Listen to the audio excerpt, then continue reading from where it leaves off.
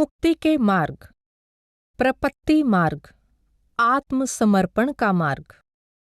भगवद गीता के अनुसार सर्वधर्मान् परित्यज्य मामेकं शरणं व्रज, अहं त्वा सर्वपापेभ्यो मोक्षयिष्यामि मा शुचः। अर्थात सभी प्रकार के कर्म धर्म त्याग कर पूर्णतया मेरी शरण में आ जा। शोक मत कर, मैं तुझे सब पापों से मुक्त कर दूंगा। प्रपत्ति मार्ग वास्तव में मोक्ष प्राप्ति का मार्ग है। इसमें साधक पूरी तरह परमात्मा की शरण ले लेता है। संस्कृत में प्रपत्ति का शाब्दिक अर्थ है अपने आप को तुच्छ समझना। यह मूल शब्द प्रपद से बना है, जिसका अर्थ है किसी की शरण लेना या सच्चे मन से समर्पण करना। प्रपत्ति में परमात्मा के प्रति संपूर्ण त्याग और अपने लिए कुछ भी शेष न रखने की भावना निहित है। प्रपत्ति मार्ग वैदिक दर्शन का, विशेषकर रामानुजाचार्य की विशिष्ट अद्वैत विचारधारा का एक महत्वपूर्ण सिद्धांत है। प्रपत्ति से अभिप्राय है विशिष्ट अद्वैत विचारधारा का वर्णन परिशिष्ट शास्त्रों के अनुसार मोक्ष प्राप्ति की 6 पद्धतियों में किया गया है। प्रपत्ति से अभिप्राय है परमात्मा के प्रति प्रेम, श्रद्धा, सच्चाई रखते हुए स्वयं को पूर्णतया मिटा देने की भावना से पूर्ण समर्पण।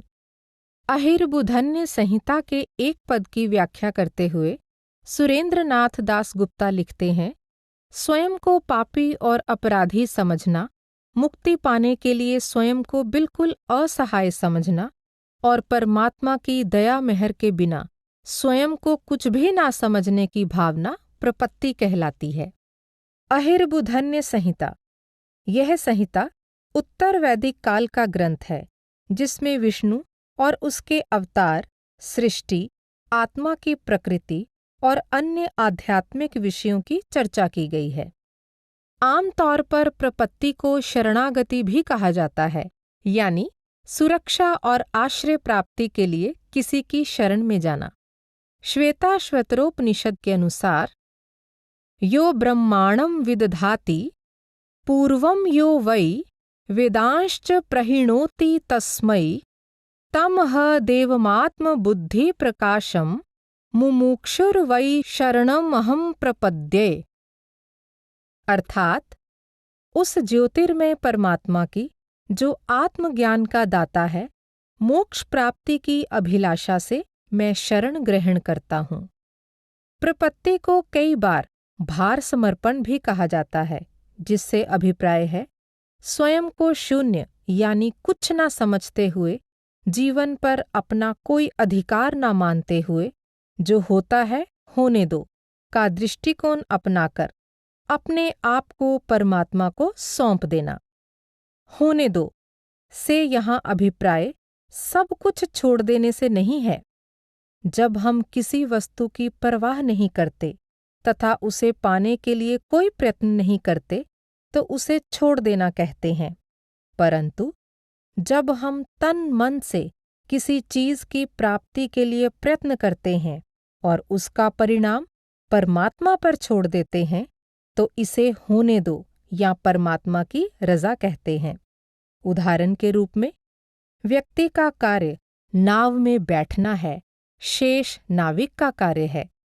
साधक को ऐसा लगता है कि वह अपने अहंकार, तृष्णाओं और पूर्व धारणाओं की जंजीरों में जकड़ा हुआ अपने ही घर अर्थात अपने तन मन की कैद में बंधी है और अपने प्रयत्नों से इन बेड़ियों को काटने में असमर्थ है।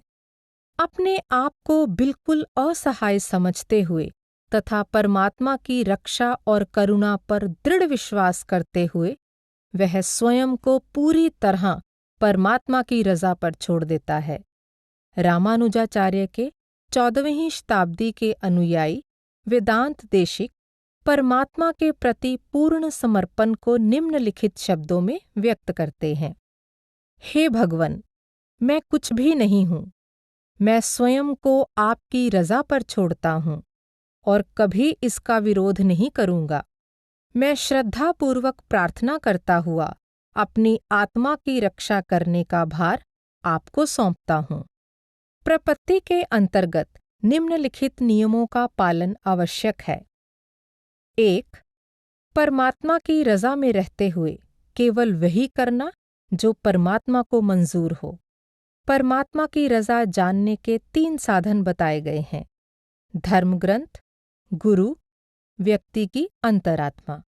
समर्पण में व्यक्ति कोई ऐसा कार्य नहीं करता जो परमात्मा को अच्छा न लगे। परमात्मा की रज़ा में रहने का अर्थ यह भी है कि ऐसे सद्गुण अपनाए जाएं ताकि वह परमात्मा के प्रति आत्मसमर्पण के योग्य बन सके। 2. दृढ़ विश्वास रखना कि परमात्मा स्वयं हमारी रक्षा करेगा। 3. इस बात का ज्ञान कि हम कर्म, ज्ञान या भक्ति योग का अनुसरण करने में असमर्थ हैं। 4. अपने रक्षक और सहायक के रूप में केवल परमात्मा की ओर देखना। 5. पूरी दीनता के साथ परमात्मा के प्रति पूर्ण समर्पण। ऐसा विश्वास किया जाता है कि साधक यदि इनमें से किसी एक भी नियम का उल्लंघन करता है तो उसका समर्पण अधूरा है और वह मुक्ति प्राप्त करने के अपने लक्ष्य को पूरा नहीं कर सकता।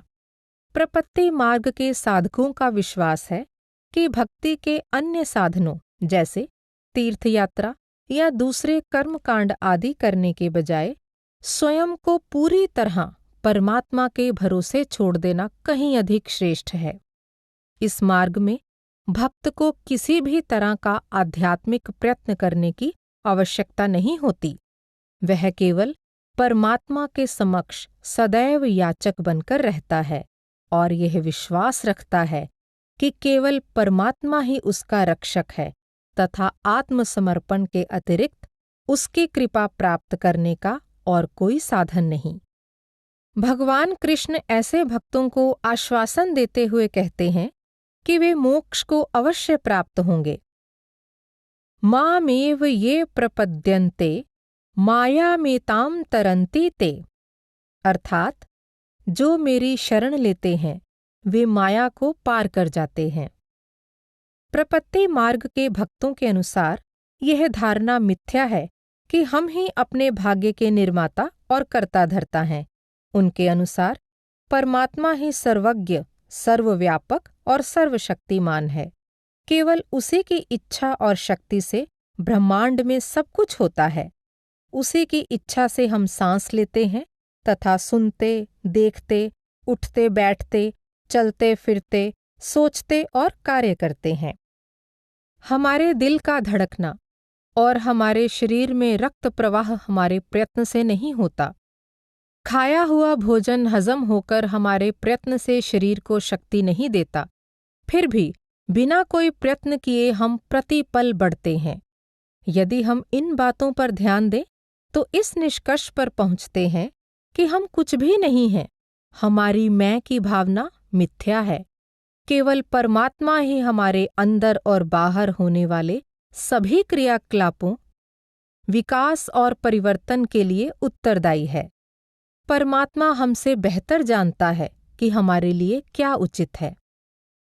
जहाँ भक्ति परमात्मा के प्रति प्रेम और श्रद्धा का प्रतीक है, वहीं प्रपत्ति पूरे मन से किया गया आत्मसमर्पण है। यह सच्चा आत्मसमर्पण है जो केवल शब्दों से नहीं बल्कि भक्त की करनी से प्रकट होता है, क्योंकि शब्द तो भ्रामक और मिथ्या हो सकते हैं।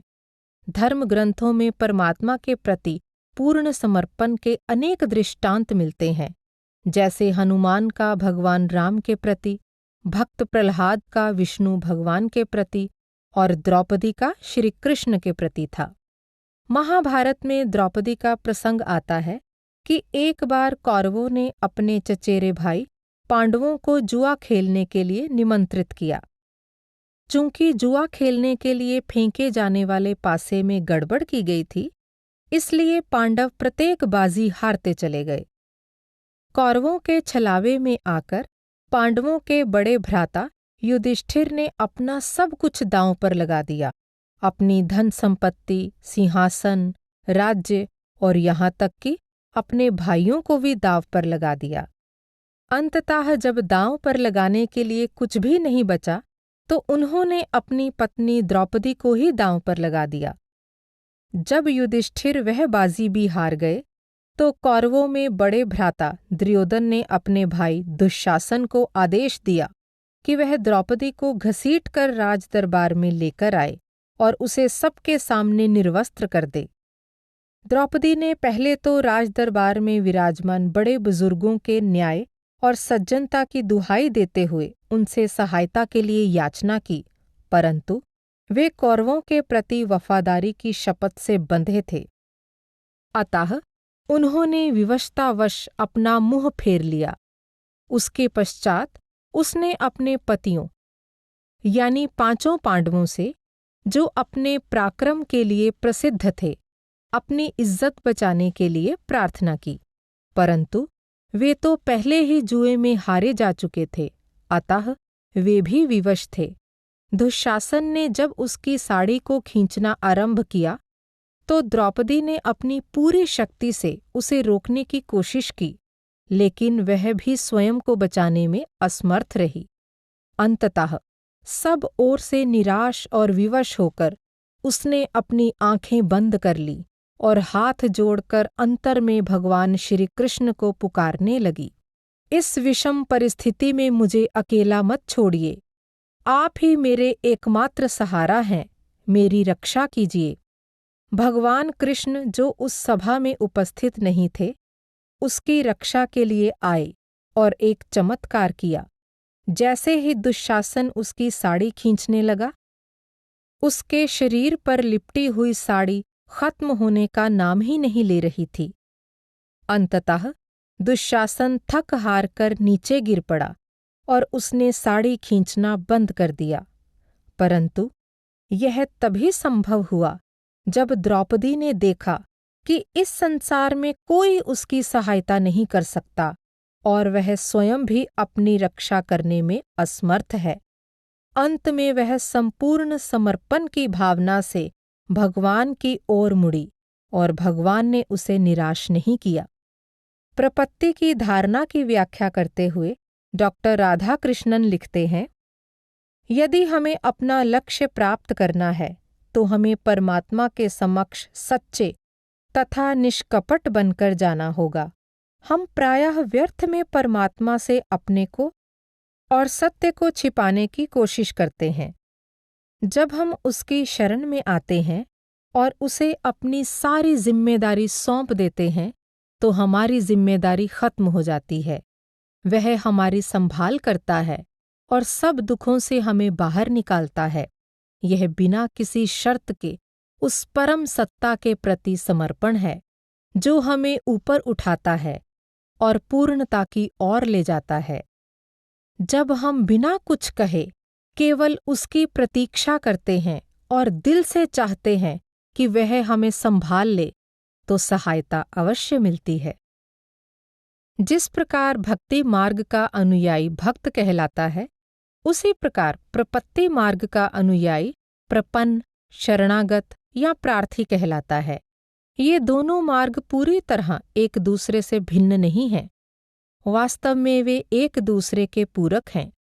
शरणागत को पूरी तरह समर्पण करने के लिए गूढ़ प्रेम और भक्ति की आवश्यकता होती है। भक्त तभी शरणागत होता है जब वह परमात्मा पर दृढ़ विश्वास रखते हुए उसकी कृपा की याचना करता है। जब भक्ति गहन हो जाती है तो भक्त पूरी तरह परमात्मा के प्रति समर्पित हो जाता है। अंततः भक्ति और प्रपत्ति मिलकर एक हो जाती हैं। जब आध्यात्मिक साधक पूरी तरह से परमात्मा के प्रति समर्पित होता है और अपनी इच्छा को परमात्मा की इच्छा में लीन कर देता है, तब एक चमत्कार घटित होता है। स्वामी यतीश्वरानंद का कथन है कि ऐसी अवस्था में वह सत्य, वह वास्तविकता जो हम सब के अंदर प्रकाशमान है और जो बाहर भी सब जीवों में प्रकाशित है, अपने पूरे तेजोमय दिव्य रूप में प्रकट हो जाती है और तब आत्मा और परम आत्मा का मिलाप हो जाता है। प्रपत्ति के मार्ग की एक और धारणा है आचार्य अभिमान, अर्थात अपने आध्यात्मिक गुरु के प्रति श्रद्धा भक्ति। स्वामी यतीश्वरानंद कहते हैं कि गुरु ही आत्मा को परमात्मा से मिलाता है। वह अपना एक हाथ बढ़ाकर आत्मा को सांसारिक पापों से मुक्ति दिलाता है और दूसरी तरफ सारी मलिनताओं से निर्मल आत्मा को परमात्मा के समक्ष खड़ा कर देता है। प्रपत्ति मार्ग दूसरे सभी मार्गों से सहज और सरल समझा जाता है, क्योंकि अन्य सभी मार्गों में अथक परिश्रम की आवश्यकता होती है। प्रपत्ति मार्ग के अनुयायी को केवल परमात्मा के प्रति पूर्ण समर्पण करना होता है। एक बार सच्चा समर्पण हो गया, फिर कुछ भी करने की जरूरत नहीं। सैद्धांतिक रूप से यह मार्ग सरल लगता है, लेकिन व्यवहारिक रूप से प्रपत्ति मार्ग शायद सबसे कठिन मार्ग है। अपने अहम, घमंड, नाम और प्रसिद्धि पाने की स्वाभाविक लालसा, अपने अस्तित्व और अपनी तर्क वितर्क की प्रवृत्ति को संपूर्ण रूप से परमात्मा को अर्पित कर देना और उसकी रजा में रहना इतना सरल नहीं है। सदैव याचक या प्रार्थना की स्थिति में बने रहना आसान नहीं। प्रपत्ति मार्ग से साधक में पूर्ण आत्म जागृति और आत्मसमर्पण की अपेक्षा की जाती है। सामवेद में वर्णन मिलता है, जब व्यक्ति भक्ति की ज्योति से प्रकाशमान होकर अपना सब कुछ परमात्मा को अर्पण कर देता है, केवल तभी वह परम आनंद का अनुभव करता है। अगाध प्रेम और आध्यात्मिक प्रयास की गहनता के बिना सच्चा समर्पण नहीं हो सकता। स्वामी शिवानंद कहते हैं कि मनुष्य का अहम समर्पण के मार्ग में सबसे बड़ी बाधा है। जब बिना शर्त पूर्ण समर्पण का प्रयास किया जाता है, तो मनुष्य का अहम उस पर हावी होने की कोशिश करता है। उसमें अपने को श्रेष्ठ समझने की भावना आड़े आ जाती है, जिस पर काबू पाने का पूरा प्रयत्न करना चाहिए। वह इस बाधा को दूर करने के लिए कुछ मंत्र बताते हैं। एक क्षण के लिए भी यह मत सोचो, यह काम मैंने किया है। मेरी बुद्धि बहुत तीव्र और शक्तिशाली है और मैं बहुत बुद्धिमान हूँ। वास्तव में परमात्मा ही सब कुछ करने वाला है। उसकी कृपा के बिना हम कुछ भी कर सकने में असमर्थ हैं। सभी सजीव और निर्जीव पदार्थ उसके हाथों के खिलौने हैं। यदि आप इस सत्य को याद रखें, तो कर्ता होने के अहंकार और कर्मों के बंधन से मुक्त हो जाएंगे। आप परमात्मा के प्रति संपूर्ण आत्मसमर्पण करने के योग्य हो जाएंगे। एक श्रद्धालु का संसार के प्रति अनासक्त दृष्टिकोण आत्मनिरीक्षण के साथ साथ विवेक बुद्धि तथा उसके दिल की गहराई से निकली स्वयं को अत्यंत असहाय समझने की भावना ही अंततः उसके अहम को नष्ट करके प्रपत्ति के मार्ग पर आगे बढ़ने में सहायता करती है। आधुनिक लेखक एक हार्ट टोले अपनी पुस्तक द पावर ऑफ नाउ में लिखते हैं, क्योंकि विरोध की भावना मन का अंतरंग हिस्सा बन चुकी है, इसलिए विरोध ना करना यानी समर्पण का अर्थ है उस ढूंगी मन की प्रभुता की समाप्ति, जो आपका स्वामी बना बैठा है और जो स्वयं को मिथ्या परमात्मा के रूप में प्रकट करता है। मन का स्वामित्व खत्म होने से हर प्रकार की परख करने की भावना और नकारात्मक सोच खत्म हो जाती है। जीव के वास्तविक अस्तित्व की झलक, जो पहले मन के द्वारा धुंधली हो गई थी, वह स्पष्ट हो जाती है। सहसा आपके अंतर में गहरी स्थिरता आ जाती है, जिसके कारण अथाह शांति का अनुभव होता है।